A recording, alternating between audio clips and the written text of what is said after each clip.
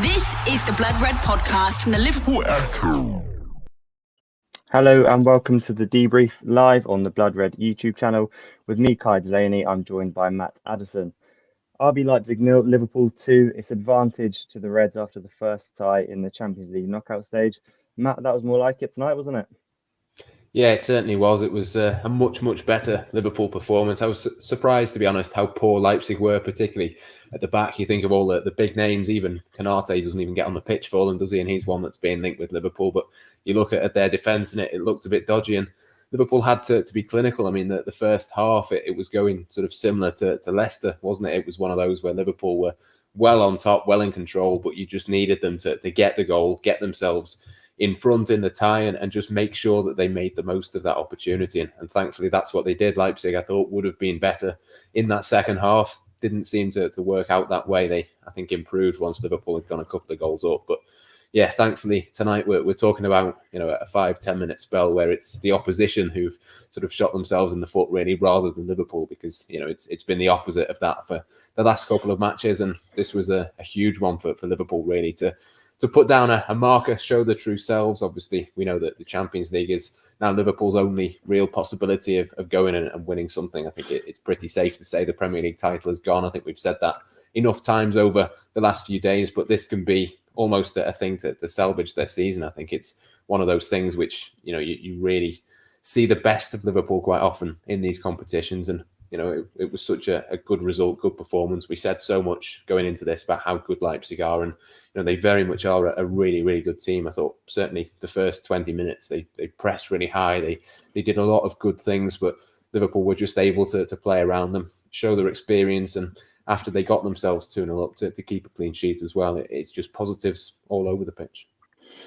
You touched on it there. Great performance. It's not quite tie over, only 2-0, of course, but in terms of going away, you say away, given the circumstances, not being allowed into Germany, but you can't really ask much more in terms of a textbook knockout away leg, can you? No, it was very, very controlled. It's something that we have seen Liverpool do. It was just that the only difference tonight, really, compared to Leicester, was that 10-minute spell that they capitulated the other day.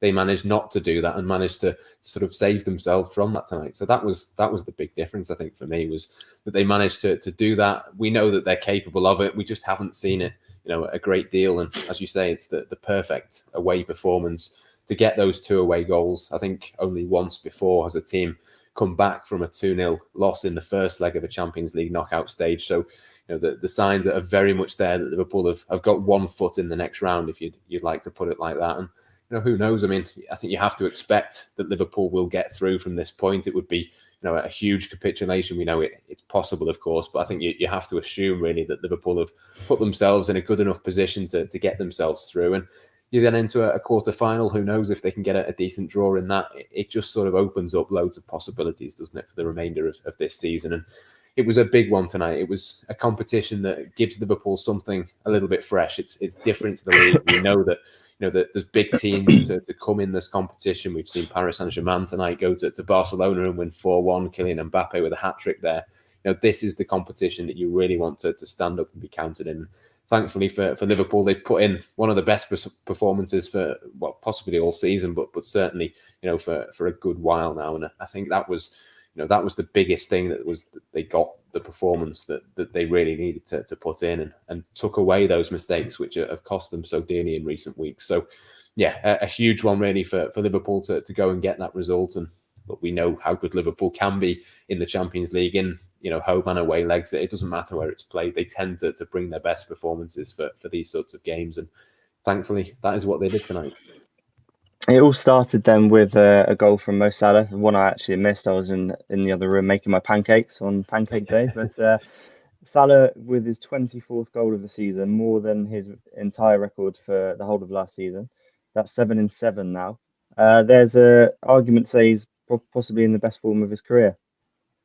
Yeah, he's absolutely flying. He's one of those players, isn't he, that when he goes through on goal with that, you almost can look away because you know he's going to score. You know what he was going to do. He took his time. He waited for the goalkeeper to go down and then just put it into the opposite corner to where he'd gone. So, yeah, it was clinical. It was exactly what you've come to expect with Mohamed Salah. I think there's been a lot of question marks over his performances, completely unjustified in my opinion this season. The goals obviously speak for themselves, but you look at a few of the other players. We've seen Sadio Mane score tonight. I think that was his first goal in 7, or first goal since the Aston Villa ones in the FA Cup, which really shouldn't possibly count, should they? So, I mean, it's his first real goal, if you like, since the middle of December. And, I think that was against Tottenham on that occasion. So Mohamed Salah has been the one, hasn't he, over the last few weeks, that even when Liverpool haven't been playing well, it's been his goals that have helped them through. And I suppose you could say that for the entirety of the season, really. I mean, even when you think Liverpool got beat 7-2 to Aston Villa, who was it that got the 2? It was Mohamed Salah. So, yeah, for me, he's been Liverpool's most important player this season. The goals speak for themselves. I think he's level now with Ian St. John. I think it's something like 289 fewer appearances to get to the same number of Liverpool goals as a legend such as Ian St. John sort of shows how good he has been for Liverpool over the last few seasons. Nobody needs to be told that. We know how good he is, but yeah, even in a season like this, you need big players to stand up and be counted, and that is what he's done. I think it was another important goal. It was just the latest example of what Mohamed Salah can do for this Liverpool team. And yeah, look, he's world class. We know it. We've seen it so many times. And again, on the big stage when Liverpool needed him, they've stepped up. At the other end, then, we've had a few comments on the screen just now talking about Kabak, him and Henderson. We've had 17 different centre-back partnerships over the course of the season. Obviously, Kabak and Henderson have played the last 2, barring kind of one obvious error in the last game. It's all gone quite well, isn't it? And it looks like potentially you've got the makings of something that could be a little bit long-term for the first time this season. Yeah, absolutely. I mean, let's not get too far ahead of ourselves. I'm sure an injury for someone is just around the corner, knowing the way it's gone for Liverpool this season. But yeah, the signs were positive. I think there was a couple of moments where you thought they were a little bit shaky. I think generally they both did okay, but there was 1 or 2 moments. Alisson had to make a couple of decent saves. And look, it's no surprise. It's a 20-year-old defender who's come into a new team.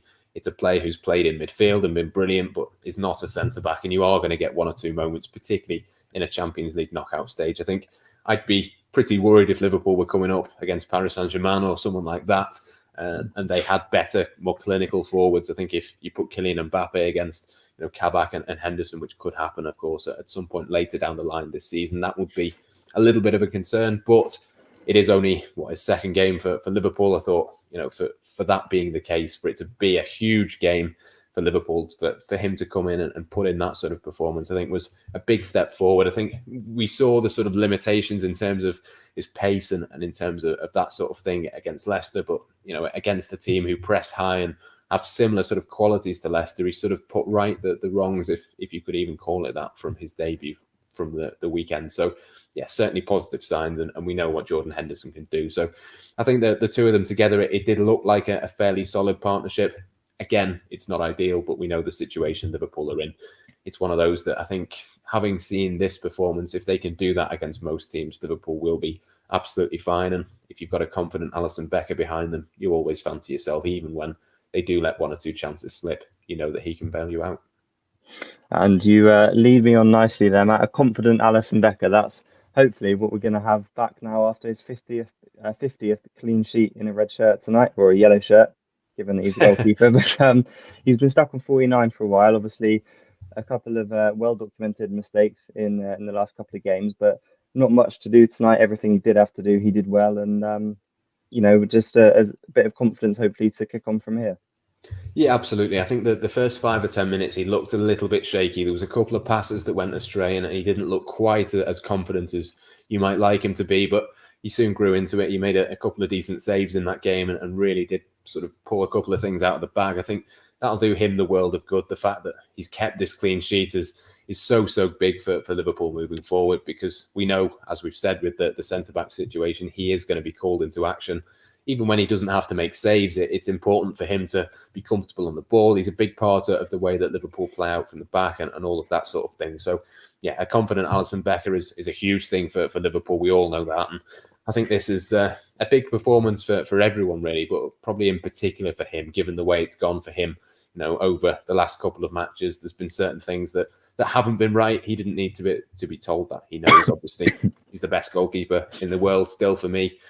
To get him back to that level, let's be honest, he's dropped off for a couple of games. It's been no more dramatic than that. It's, this is the true self from Alisson Becker. We've seen from him tonight the best possible version of himself, really, for the majority of that match. And as I say, for Liverpool to go far in this competition, he's going to have to be at his absolute best because, when he is, Liverpool look a better team all round.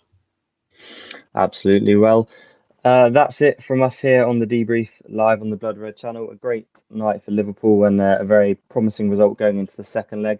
Do stay with us here. We are going to hear from Jurgen Klopp next and Julian Nagelsmann coming up in their press conferences shortly. Stay with us here for all of that and a build-up later in the week to the Merseyside derby on the weekend. Until then, it's bye for now. This is the Blood Red podcast from the Liverpool Echo.